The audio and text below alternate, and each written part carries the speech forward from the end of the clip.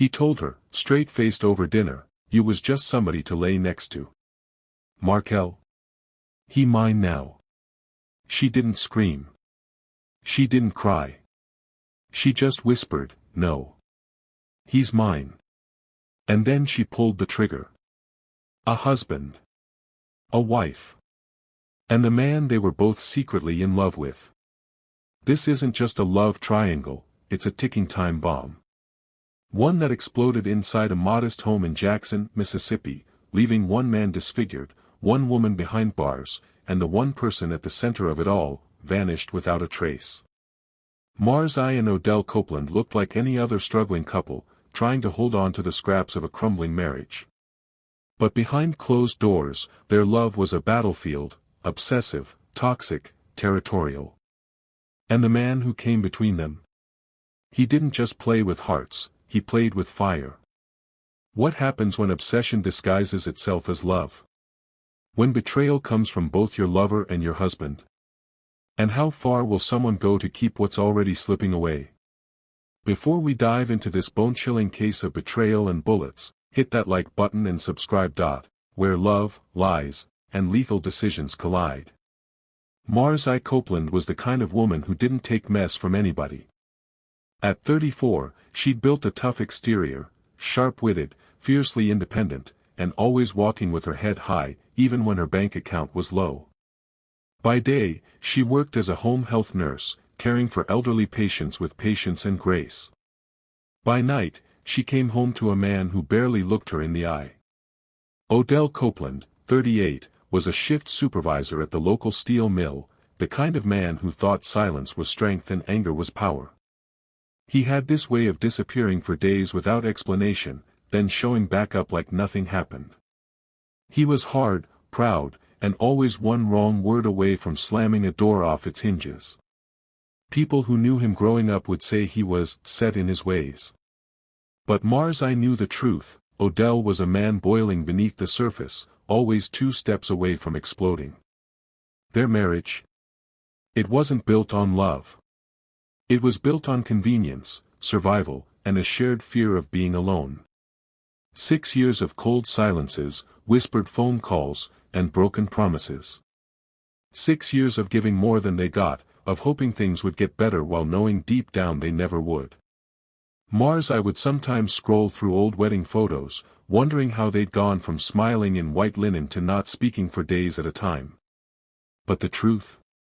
They were never really happy. Just playing the part. Holding on because it was easier than letting go. To the outside world, they looked like any other working-class couple in Jackson. They paid their bills late, went to church on Sundays, and occasionally posted blurry Facebook selfies that hinted at normalcy. But behind that thin veil was a relationship teetering on the edge. The arguments weren't always loud. Sometimes they were just long stretches of silence, stares that lasted too long, or knives being put down on the counter just a little too hard. Marsaye was lonely. And not just the kind of lonely that comes from sleeping in a cold bed.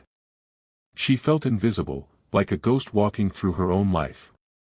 She craved affection, validation, something real. And Odell? He was angry at the world. Angry at Marsaye. Angry at himself. But he didn't know how to say it. So he worked late, stayed out, drank too much, and made Marsaye feel like a burden instead of a partner. Still, they stayed together. Out of habit. Out of fear. Out of pride. But this kind of love, the kind that feeds on pain, secrecy, and denial, it can't last forever. It festers. And all it takes is one spark to make it go up in flames. And that spark? His name was Marquell. Marquell Ducey was the kind of man who made you forget yourself. He walked into a room like he owned it, all honey-brown skin, hazel eyes that danced in low light, and a crooked smile that made lies sound like lullabies. At 27, he wasn't rich, but he moved like he had something more dangerous, influence. He didn't just charm you, he studied you.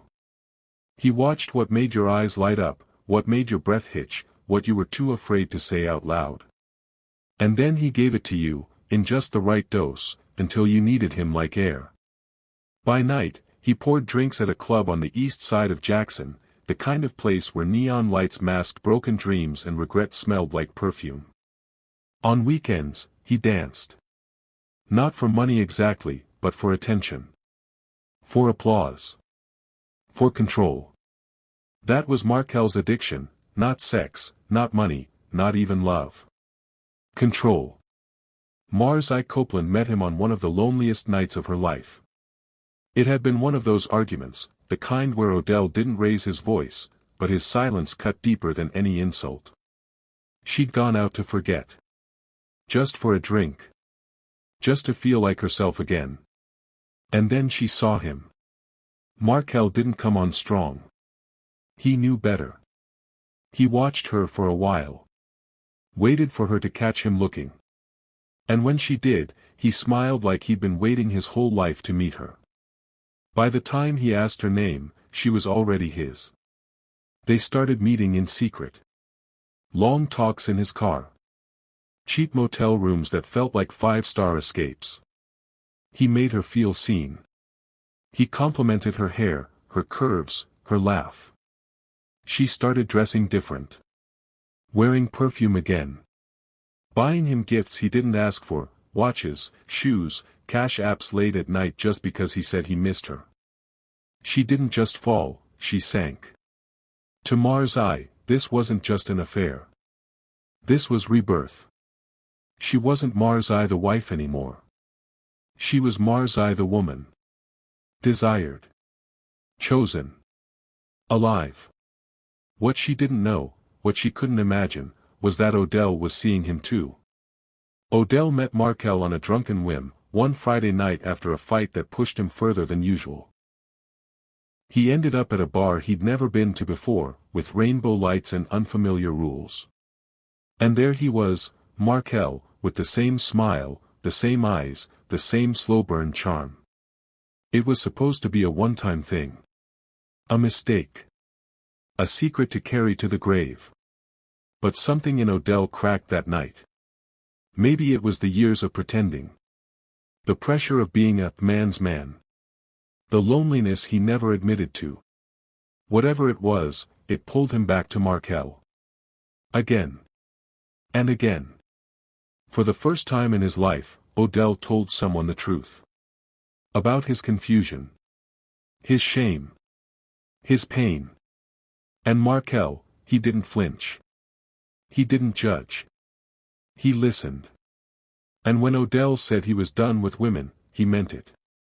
He thought he'd found peace. But Marquell? He wasn't interested in peace. He wanted chaos. He wanted to be worshipped. And now, he had two people wrapped around his finger, a wife and a husband, both married to each other, both in love with the same man unknown to them. He told Marsaye she was the only one. Told Odell he was the first real thing he'd ever felt. He gave them just enough to keep them hooked, affection, intimacy, attention, and then pulled away when they got too close. He thrived off the tension. The secrecy. The power. This wasn't love. This was a slow burn, calculated, cruel, and deadly. He fed them lies like candy and made them beg for more. He made Marsaye feel like she was his queen. He made Odell feel like he was finally free. And all the while, he was laughing behind their backs, watching them unravel, one lie at a time. Because when you play with people's hearts like that, when you hold their secrets and their shame, eventually, someone's going to snap. And when they do, it's never clean. It's never quiet. It's bloody. It was bound to unravel. Games like this never last forever, not when real feelings are involved, not when the lies run this deep. Odell Copeland had always been a man who paid attention. He didn't talk much, but he noticed, one night, while stopping by Marquell's apartment unannounced, something he'd been doing more and more. He saw it. A silk scarf draped over the back of a chair. Pale pink, just like the one he'd seen Marsaye wear the week before. He stepped closer. It smelled like her. That warm, sweet scent she wore when she was trying to feel special. And there, on the bathroom sink, was her perfume, the same exact bottle that sat on their dresser at home. Odell didn't react. Not outwardly. He didn't flip out, didn't storm out, didn't even mention it to Marquell. Instead, he tucked the information away like a knife under the pillow. He'd always had a temper, but this was different. This wasn't rage. It was cold. Focused. A kind of betrayal that cut deeper than any punch. His wife, and his secret, tangled together in a bed that didn't belong to either of them. He didn't confront her. No. He watched. Waited. Started planning. Because Odell Copeland wasn't the type to walk away. He was the type to make sure no one else did either. Meanwhile, Marsaye had her own suspicions. For months, Odell had been acting strange. Not just distant, he was secretive. He started locking his phone, checking it constantly, vanishing for hours without explanation. And when he came home, he reeked of cologne she didn't recognize. It wasn't hers. It wasn't his. And it clung to him in a way that made her skin crawl. At first, she chalked it up to another woman. That would have almost been easier to swallow. But there were little things that didn't make sense, long glances in the mirror, sudden changes in his mood, the way he started carrying himself differently. It wasn't the kind of cheating she'd seen before. It was something else. Something deeper. Then came the moment that shattered everything. On a Tuesday night in January, Marsaye was at Marquell's place, curled up beside him in bed after one of their usual rendezvous. He got a phone call and stepped into the hallway, thinking she was asleep. But Marsaye had always been a light sleeper, especially when it came to him. She didn't move, just listened. And then she heard it. "You mine now?" His voice was soft. Intimate. Possessive. But it wasn't for her.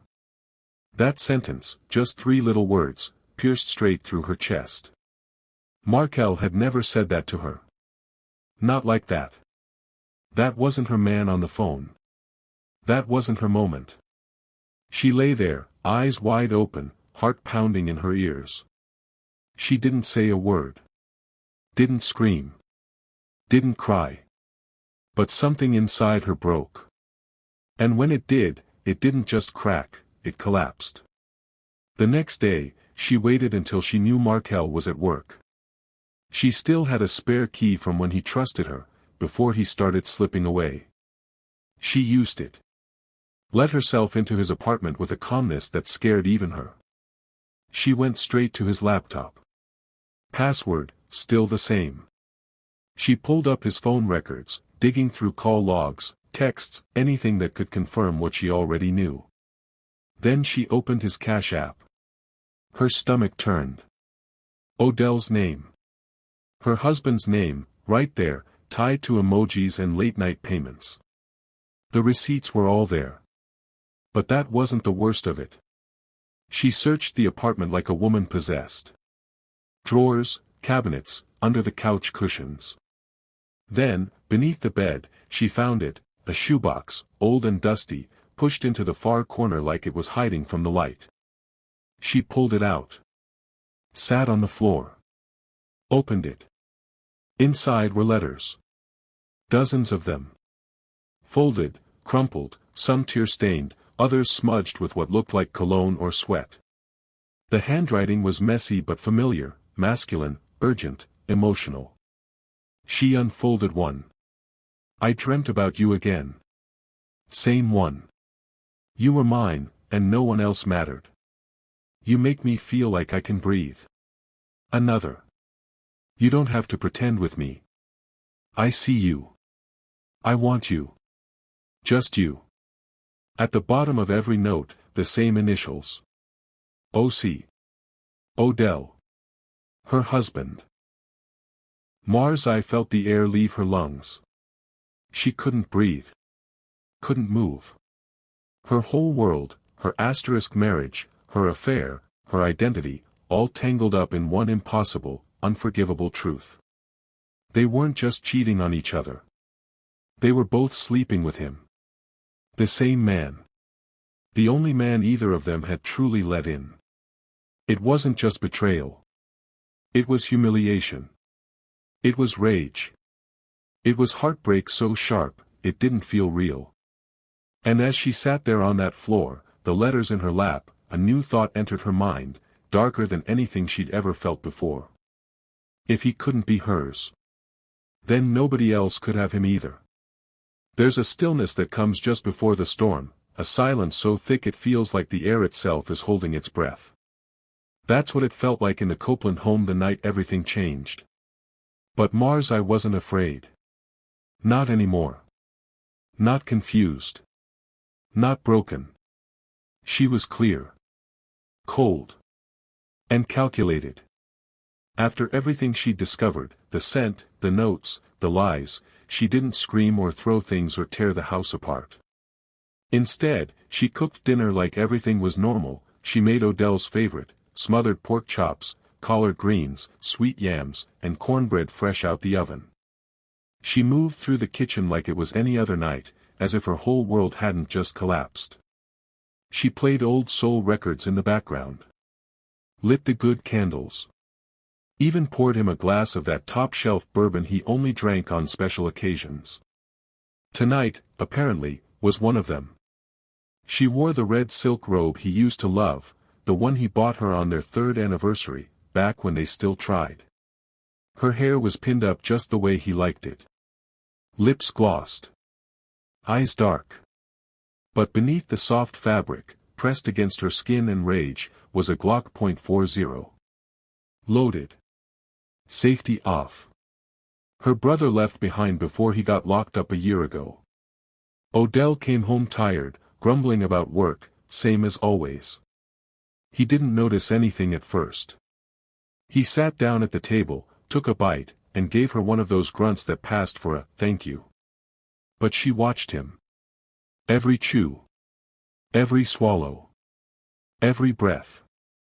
Halfway through the meal, she set her fork down, looked across the table, and asked him quietly. You love him more than you ever loved me, huh? The question didn't shake. Odell froze for a second. Didn't blink. Didn't ask who she meant. Because he knew. The game was up. Then he leaned back in his chair, wiped his mouth with the back of his hand, and said with a smile that cut like glass. You was just somebody to lay next to. He chose me. That was it. That was the bullet. Before she even reached for the gun, her body had already decided. Rage doesn't wait for permission. It moves. Fast. Sharp. Final. She stood up slowly. Took one step back from the table.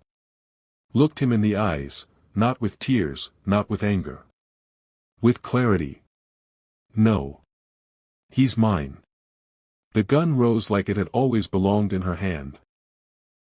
The sound that followed wasn't just a gunshot, it was the end of something rotten that had festered too long. A single bullet, straight to the jaw. Bone shattered. Blood sprayed the wall, the table, her robe. Odell went down like a puppet with its strings cut, knocking over the bourbon, smearing red across the linoleum as he hit TH. But he didn't die. No. Not yet. He gasped. Moaned. Tried to speak, but the words came out wet and broken. He reached toward her, crawling, not for help, but maybe to understand. She didn't help. Didn't flinch. She lit a cigarette. Took a slow drag. And waited. Neighbors said they heard the shot and screams, called 911 before they even peeked out the blinds. But by the time officers arrived, the scene was calm. Eerie. Marsaye answered the door with the cigarette still burning between her lips. Her silk robe soaked in blood like a second skin. No emotion. No fear. No fight. She didn't resist. She didn't run. She said one thing as they cuffed her and read her rights. I already told him. He was mine. And that was the night the Copeland's house of secrets came crashing down, not in whispers, but in blood.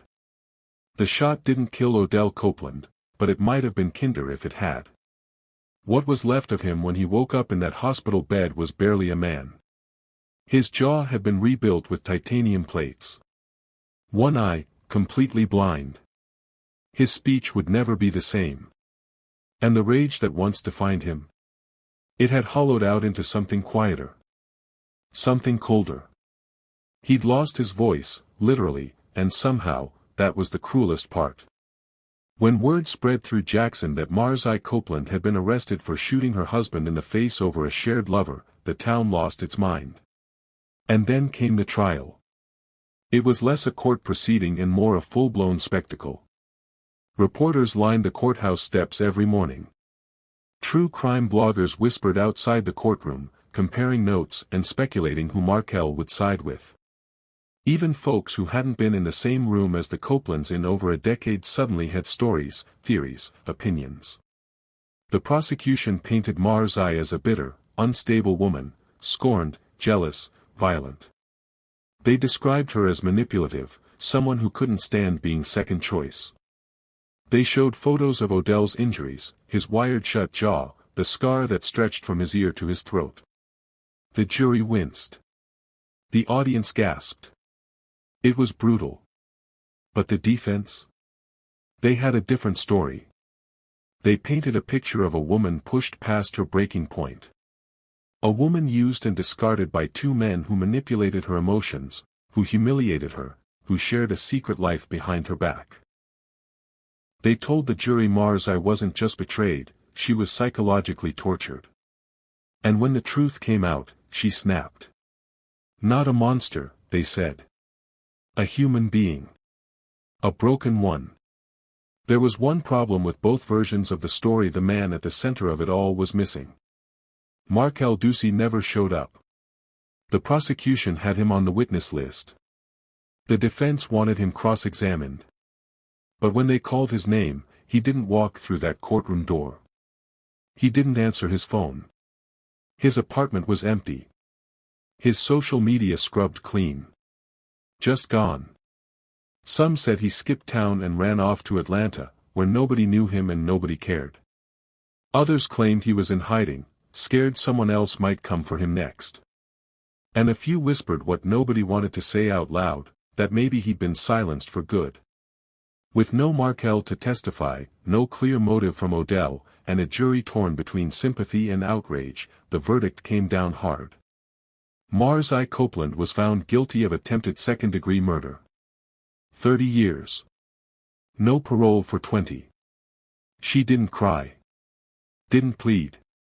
As the judge read her sentence, she stood still, chin high, unblinking. And just before they led her away in cuffs, she turned to the courtroom, not to Odell, not to the jury, but to the empty space where Marquell should have been, and said, "At least now he's all yours, Marquell. Good luck with that." The courtroom was dead silent. And with that, she was gone. A woman who wanted love, got deception, and gave the world a story it would never forget. The story didn't end in that courtroom, not really.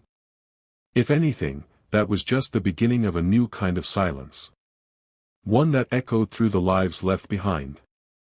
After Marsaye's sentencing, Odell Copeland all but vanished from the public eye. No interviews. No statements. Not even a post on social media. He retreated into the shadows of his own trauma, but those close to him say he's never stopped asking one question: where's Marquell? There's something chilling about a man who's lost everything and still clings to the one person who started it all. Not for love. Not for closure. But for something darker. But here's what we want to know. Was Marsaye a villain? Or was she just the last one to break under the weight of too many lies? And Marquell, wherever he is he running from justice? Or just from himself? Let's hear your thoughts in the comments. If this story shocked you, hit that like button and subscribe. Because in our world, love isn't always romantic, sometimes, it's deadly. And the truth? It never stays buried for long.